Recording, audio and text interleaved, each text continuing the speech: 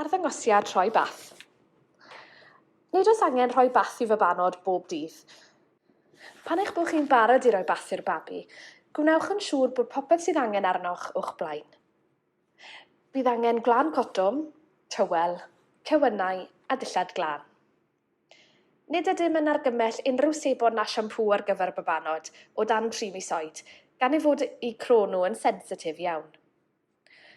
Gwnewch yn siŵr bod gan eich baban arwyneb glân a gwastad i orffwys arno pan fyddwch chi yn ei rhoi lawr ar gyfer paratoi'r bath. Llenwch eich bath â dŵr cynnes, sy'n 37 gradd Celsius. Er mwyn gwirio'r tymheredd, defnyddiwch eich penelyn neu thermometr bath. Pan fydd y bath yn barod, tynnwch ddillad y babi oddi arno gan adael dim ond y cewyn ymlaen. Lapiwch eich baban heblaw ym i ben mewn tywel. Yn gyntaf, golchwch wyneb a gwallt y baban cyn i roi yn y bath. I olchi i wyneb, defnyddiwch y glân cotwm yn y dŵr. I olchi i lygaid o'r ochr fewn i'r ochr fas, a'i daflu. Os bydd angen i chi olchi'r llygad eto, defnyddiwch glân cotwm glân, er mwyn osgoi haint yn y llygad. Wedyn, glychwch rhagor o wlân cotwm a golchwch gwyneb eich baban gan fynd o amgylch i dalcen, golchi ei drwyn, ei fwchau, ei ên, cefn ei glistiau ac o dan ei wddf.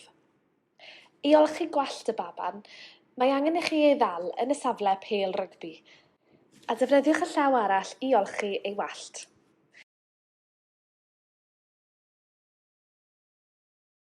Ar ôl i chi wneud hyn, sychwch gwallt y babi a thywel. Yna, rhowch y babi i lawr a thynwch ei gewyn. Glanheuwch ben ôl y baban os yw e'n frwnt, a rhowch tywel glân mas yn barod iddo, i'w ddefnyddio wedi ei orffen ar bath.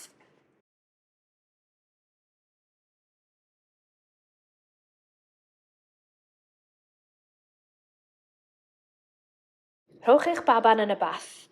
Mae'n bwysig eich bod yn cefnogi pen y baban yn dda, gan roi eich llaw yn dyner o amgylch cefn neu wddw a'ch braich yn rhedeg ar hyd i gefn.